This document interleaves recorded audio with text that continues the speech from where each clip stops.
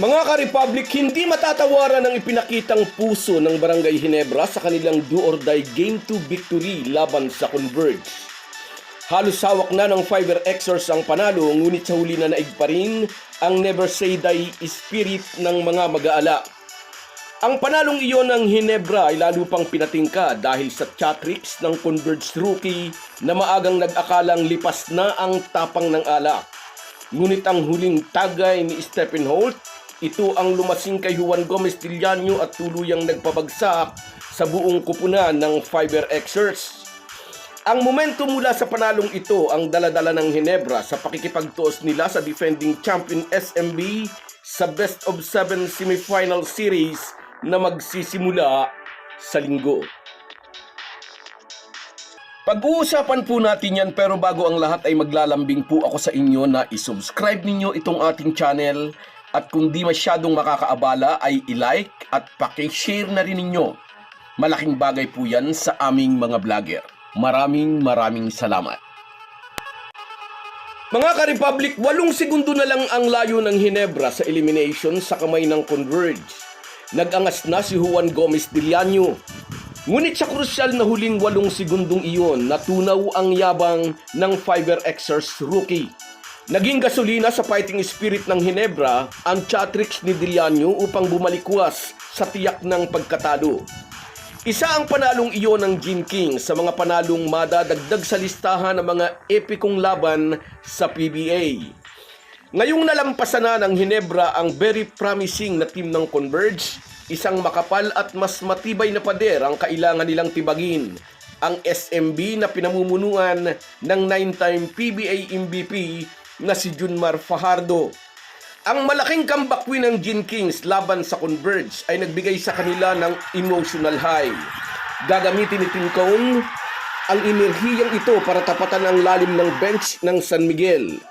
Ang kumpiyansang nagbigay sa kanila ng 2 dikit na panalo laban sa Converge na may twice to beat advantage, lalong tumibay ang kanilang paniniwalang kaya nilang tumapat sa kahit sino pang malakas na kupunan. Revenge ang isang motivation ng Ginebra sa panibagong pakikipagsagupa nila sa SMB ngayong semifinals. Noong nakaraang Final 4 encounter nila ng Beermen, naungusan sila ng mga ito.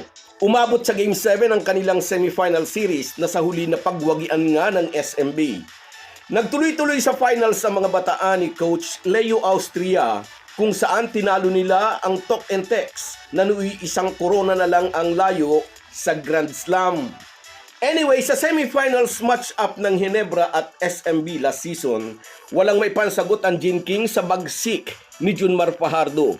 Sa Game 5 pa lang, kitang-kita ang dominasyon ni The Kraken kasama si CJ Perez na umiskor ng 31 points para ibaon ang mga mag-aalak.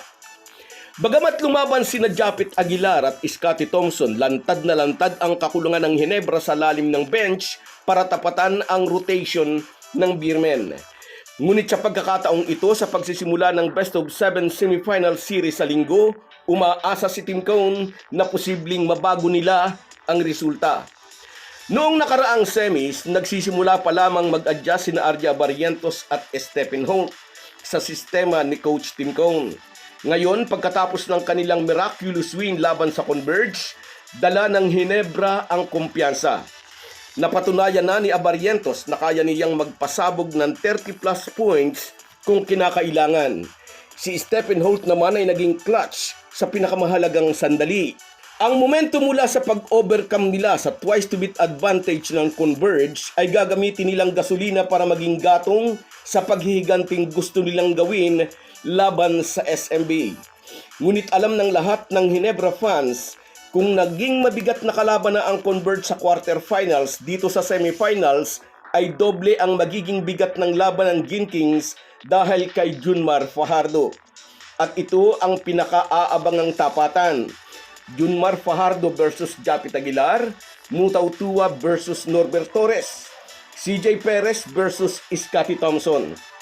Tiyak na gagamitin ni Coach Leo Austria sina Jericho Cruz at Chris Ross laban kay Arja Barrientos at tiyak din nasasaklolo si Stephen Holt para ayudahan ang core ng kanyang team. Noong Governor's Cup sa tulong ni Justin Brownlee ay nagawang talunin ng Ginebra ang SMB sa semis 4-2. Pero sa All-Filipino Conference, ang San Miguel ang madalas na hari dahil sa dominance ni Junmar Fajardo sa ilalim. Tingnan natin ang brilliance ni Coach Tim Cone laban sa SMB. Abangan din natin kung muling magkakaroon ng magic ang never say die attitude ng mga mag-aalak. So guys, yan lang muna. Hanggang sa muli. Kahit gaano po tayo kabisi ay huwag po nating kalimutan ang ating buhay espiritual. Lagi po tayong magpasalamat sa bawat araw na dagdag sa ating buhay. Malaki po ang maitutulong ng pananalangin araw-araw. Isang paalala po mula sa inyong Halo Halo Sports Republic.